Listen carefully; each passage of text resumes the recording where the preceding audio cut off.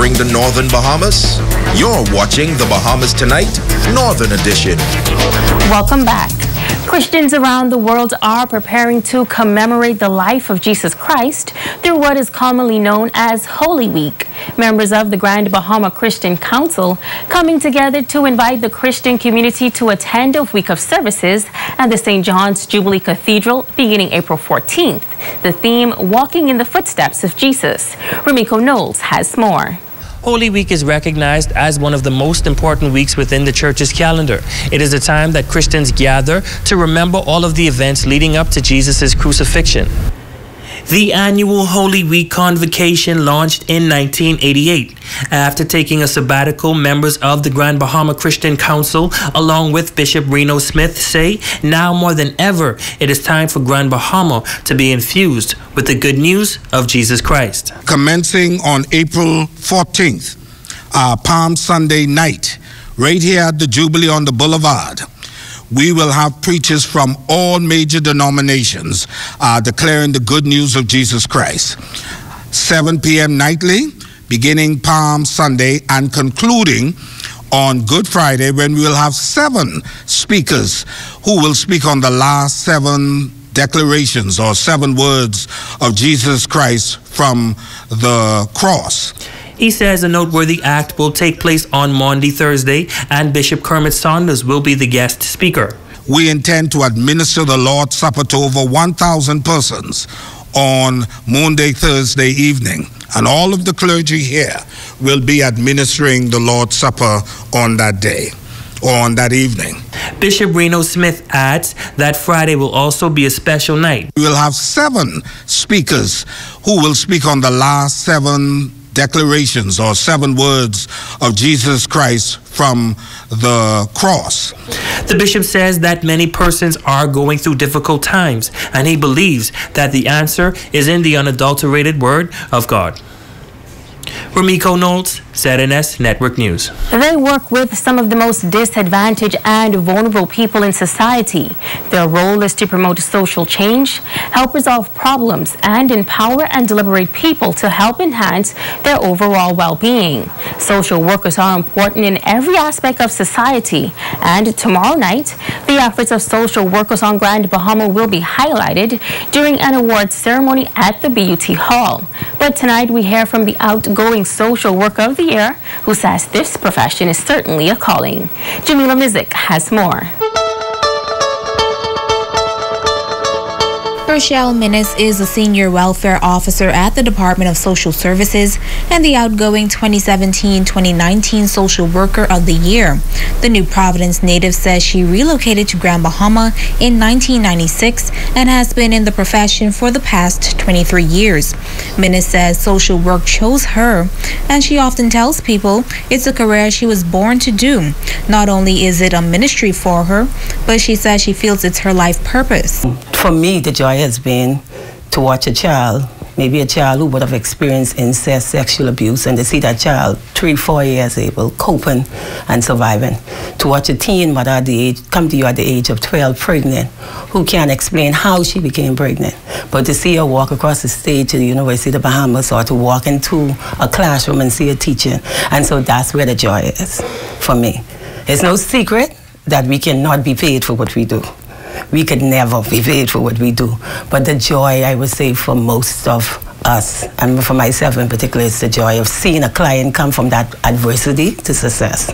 The social work veteran currently heads the 8 Mile Rock office located in Pinedale, which deals with mainly community support, and that includes rent, financial, and food assistance. She says since she's joined the team, the mission has been to elevate the community. Trying to work with one individual, one family, one community at a time. And so I've only just been there from January, but I'm seeking to bring social work back to the community. So persons in the community, if they see their social worker, they could know that it's a social worker. Trying to empower 8 Mile Rock. It's no secret that 8 Mile Rock is one of the most depressed communities in the Bahamas. It's no secret. It's a lot of work to be done. But I believe if we take one individual, one family, and each one of those community at a time, we could make something happen. The outgoing social worker of the year says winning the title has given her a better insight and a drive to do more to represent the profession. She says any one of this year's nominees is well deserving of the accolade. I have totally enjoyed the past 2 years. I know that the persons who have nominated, they are some of the best social workers. This year we have 2 males in the group. Social work is a female-dominated profession, but this year we have 2 males. All of them are seasoned social workers who contribute hard to this society and this community. Jamila Mizik, ZNS Network News. Driftwood Association Bahamas, a non-profit organization focused on recognizing those unsung heroes in the Family Islands, is hosting its first Northern Bahamas Awards for Persons in Grand Bahama, Abaco, and Bimini. Founder Juliet McCafferty says the idea is to highlight persons who relocated from New Province to the Family Islands for whatever reason and are making a significant contribution on that island. The association is expecting to honor over 35 awardees and is asking for persons to nominate individuals for 14 different categories, including agriculture and fisheries, tourism, religion and inspiration, public and private sector, and high school male of the year, where they hope to recognize young men and their accomplishments. The Driftwood Association was founded to illustrate and to show the general public that there are persons working or coming to those islands to collaborate with the natives there to ensure that there's a successful, positive growth and development on that island. We're asking for to partner with us. Sponsorship, anything that you feel or they feel that they can bring and aid us in our pursuit is what we're looking for. All of the information is on our Facebook page, Driftwood Association Bahamas. The deadline for nominations is April 8th. They can be submitted through the organization's Facebook Messenger page, Driftwood Association Bahamas, or at 533-2240. We want to show our honorees that they are greatly appreciated for all they have done or all they are doing in our communities. And therefore, we have a grand evening planned for them in the form of a gala banquet, which will be held on Sunday, June 2nd, 2019 at 6:30 p.m. at the Grand Lucayan Ballroom. The tickets for this event, tickets are being sold for $100, and that includes a 3-course meal, some great entertainment, a great entertainment show is planned, and a keepsake honorees booklet. The Downtown Freeport Business Association is hosting an all-Bahamian comedy show featuring old school and new school comedians. It is an initiative, they say, is geared toward assisting businesses in the once thriving downtown community. Comedian David Wallace says it's a pleasure to participate in the event. Growing up as a child, we knew what downtown meant. When you went downtown, that's where the food store and the banks were. And I think with all of the glory days that are being announced for Grand Bahama, it is nice to see the Downtown Business Association coming together to restore downtown back to its glory days. And so we are privileged that we've been invited to do a wonderful comedy show. Comedian Will Stubbs is inviting the community to come and support the event. He says it's going to be a wonderful time. I am just going to play a small role. The master of ceremony for the evening. He is funnier than the 3 of us put together. So Grand Bahama, you have to be in the house. His name is MG. So people, what MG means, I don't know. But that's his initials. He is going to be there. You have to be there to see. And I tell people, I'm going to be making up some true stories. So you have to be there to hear those stuff I'm talking about. So it's going to be fun. Just come on. Make sure your laughing shaft is touching your giggling pin. The Laugh Out Loud comedy show will take place on Saturday, April 13th at the Bishop Michael Eldon Auditorium. The show starts at 8 p.m., doors open at 7 p.m. Students at the Freeport Primary School learned about the wonders of reading this week, and they had a few civil servants to lend a helping hand.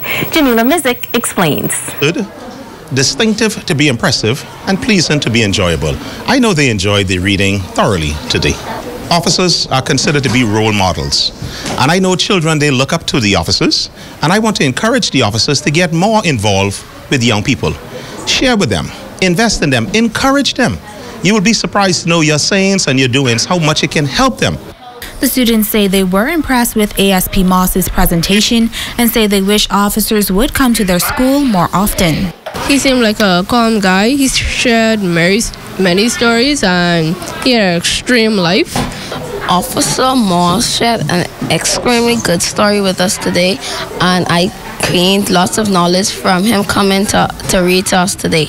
I appreciate how he come to our class to read to us. It was a very good experience. I learned how reading gives you a lot of benefits in the future, and his history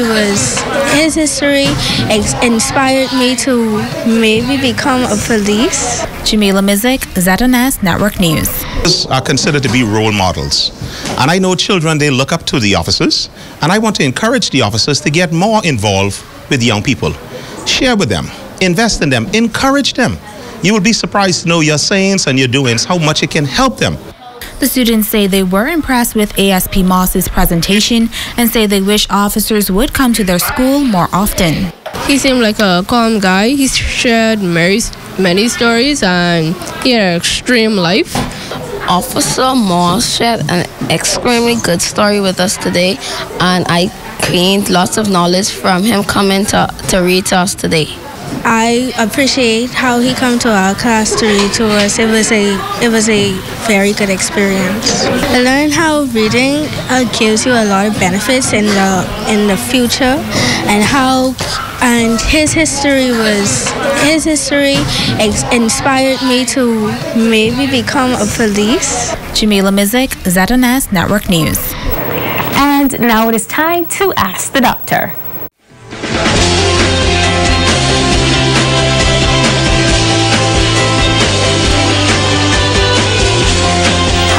Welcome. I'm Dr. Monique Pratt. Judy T. from Nassau asked, my friend told me that he has severe muscle pains for the past 2 days after lifting weights at the gym. Should he see a doctor? Thank you for your question. It seems that your friend might have overworked himself at the gym, and some muscle injury and strain might have occurred. It is possible that he may have a condition known as rhabdomyolysis. This is a serious syndrome due to direct or indirect muscle injury.